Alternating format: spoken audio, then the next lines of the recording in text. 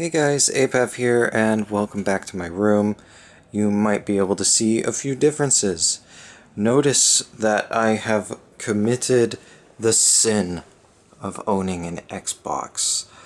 All my life, I have been a PlayStation fanboy, but I've recently came to a couple conclusions. One, I am upset that Sony has announced that they're going to try to drive out physical games, and as a game preservationist, I am very upset by that decision.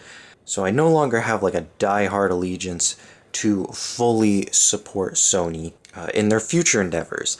I still believe the PS3 is one of the greatest systems of all time, and haven't really changed my opinions on that. But I realized most my prejudices against the 360 came from people that I knew in middle school, and that doesn't really reflect the system itself. And if I have an Xbox 360, I can play even more exclusive games from my favorite time of gaming, and it's backwards compatible with Xbox games, so I can literally play like my two favorite console gens. And the Xbox did get some exclusive games, such as Halo. I've never played Halo before. I've gotten the first 3 games, so maybe I'll make a video on my first experiences in 2 and 3 when I get around to it. I'm already halfway through the first one. Still have my PS3 hooked up though, because, like I said, it's like never not hooked up, and I still play Call of Duty Online with it. The PS2 has not vanished, it has been elevated. It has ascended to a higher platform, and the cable for the Xbox is like one of those multi-use cables, so I switch between these two when I'm using that TV. I still have the backwards compatible PS3 over here. This is the messiest corner of my room because I now use this Alienware for work. And what I do is I plug in this HDMI cord and then it goes over to my monitor.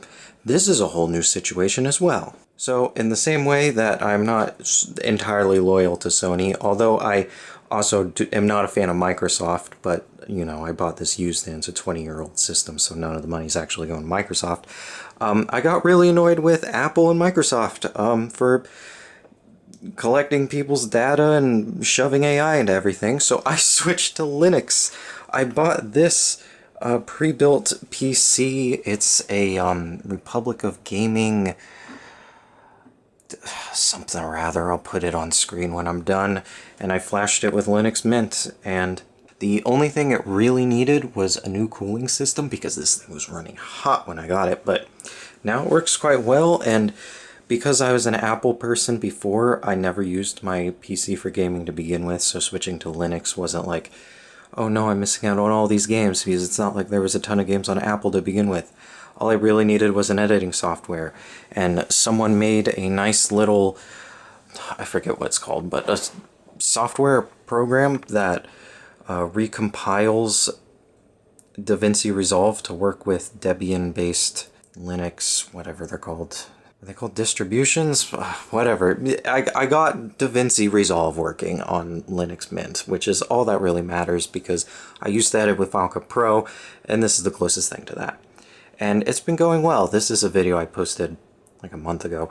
I've been really busy the last, well, honestly, the last 2 years, but trying to keep you guys up to date. Currently, I'm running for Congress, which is a whole nother story. This is where I put the face cam currently. I'm still working on that. I might get like an extra wide screen monitor since I don't have a dual screen. I have this tiny little screen set up here, and that's just for kind of monitoring that OBS hasn't shut down when I'm recording something. Speaking of which, I now use this cheapo capture card for all my systems, and then oh, my switch went back here, by the way.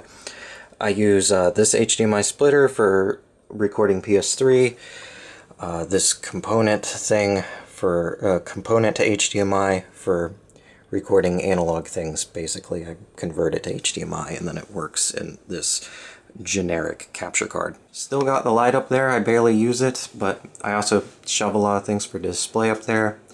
I recompiled my collectible area.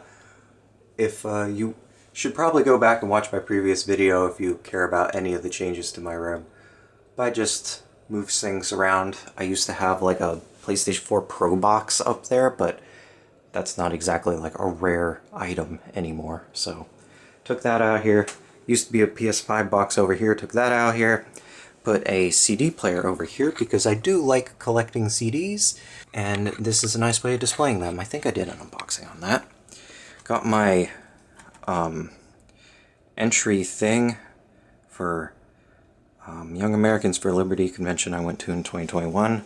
My Klonoa hat, a dehumidifier, a bunch of Game Informer magazines along with the book I wrote, Blockbuster card. This is all the same. We got Squoosh in the background. And then I changed around my game shelf. And I wanted to get that on camera. So this has been a mess because I ran out of space with PlayStation 5 games. And I started having to shove game categories together. So like my PSP games were kind of over here and up there. And I was just getting everything to fit in here. But I finally rearranged everything, got my PS2, PS3, and PS4. Create a little space for Xbox and GameCube down here.